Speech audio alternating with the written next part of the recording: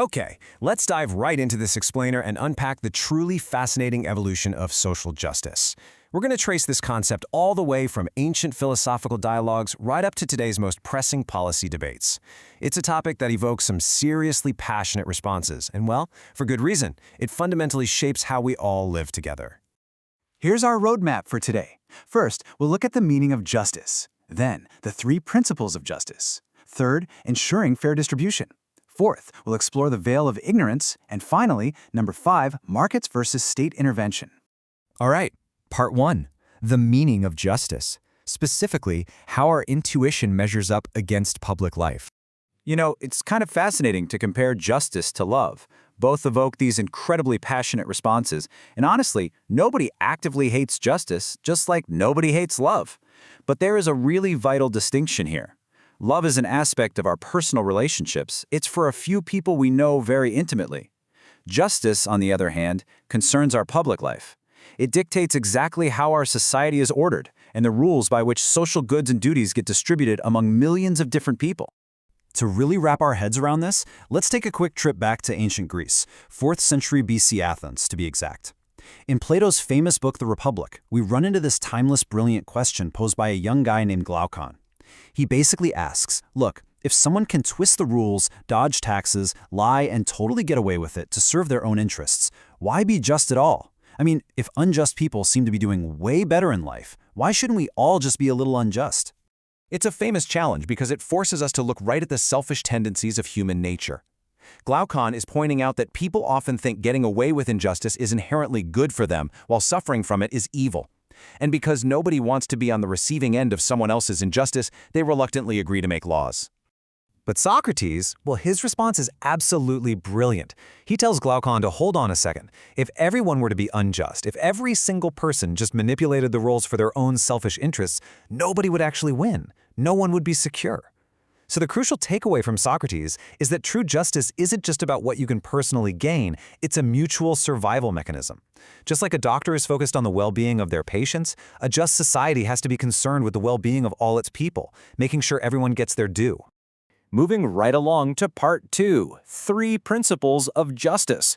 How do we balance competing human needs?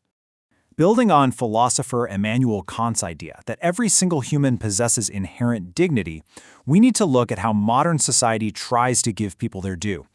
Governments constantly have to juggle 3 competing and, sometimes conflicting principles to keep society functioning. Let's break them down. First up, we have equal treatment for equals. This is literally the bedrock of civil and social rights.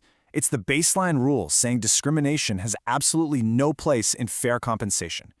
If 2 people perform the exact same work, whether they're breaking stones in a quarry or delivering pizzas, they should get the exact same reward. If one person gets 100 rupees and another gets 75 for the exact same job, just because of their caste or gender, that is fundamentally unjust. But wait, actually, equal treatment isn't the whole story. Imagine if a school decided that every student taking an exam would get the exact same grade regardless of what they actually wrote. That wouldn't feel fair at all, right? That brings us to proportionate justice. Effort and skill absolutely must be rewarded proportionately. It's perfectly just to compensate different kinds of work differently based on the effort, the specialized skills needed, or even the physical dangers involved.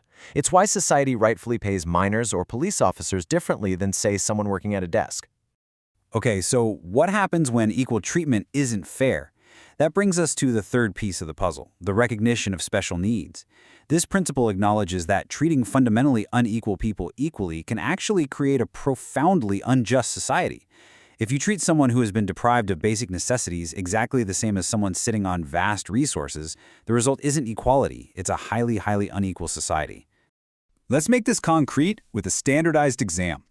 Giving a visually impaired student an extra 30 minutes to finish a 3-hour test doesn't break the rule of equality. It actually saves it. It actively creates a level playing field by recognizing a specific physical limitation and adjusting the baseline. That way, the student's actual merit is what's being tested, not their disability.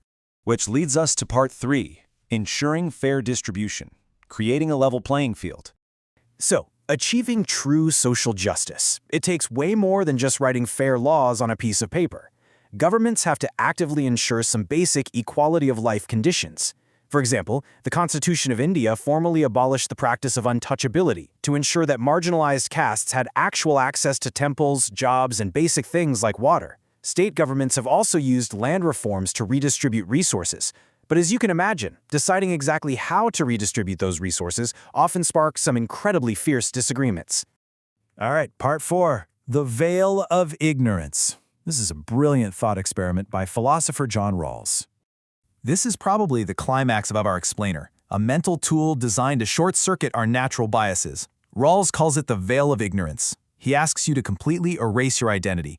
Just imagine you're tasked with designing the rules of a brand new society, but, and here's the kicker, you have a blindfold on. You have no idea what family you'll be born into. You could be born a billionaire, or you could be born completely destitute.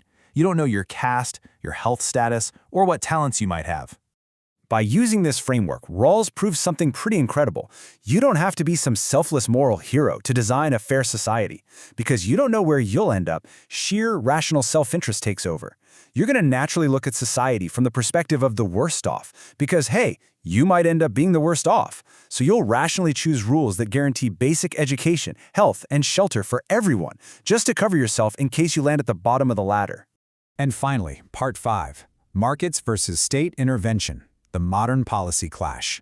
Rawls gives us this amazing theoretical framework, but trying to practically guarantee those protections in the real world leads to a massive, perfectly balanced debate. On one side, you have supporters of free markets. They argue that unregulated markets naturally and neutrally reward talent and hard work, which maximizes choices for all of us.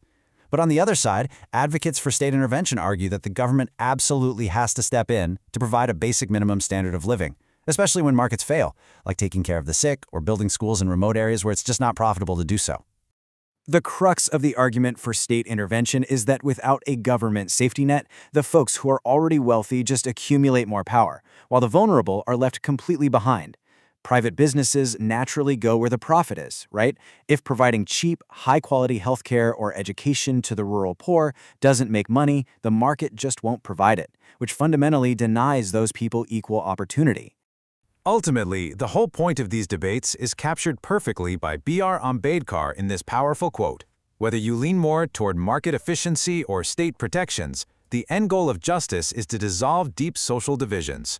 It's about erasing that hierarchy of reverence and contempt and forging genuine compassion among everyone in society. Look, disagreements on this topic aren't just inevitable. They are a completely healthy part of a democratic society. But as you reflect on all these principles of justice we've unpacked today, I want you to ask yourself this. Looking through that veil of ignorance, between merit-driven markets and state-protected minimums, which path truly creates the fairest future for everyone? Thanks so much for exploring this with me.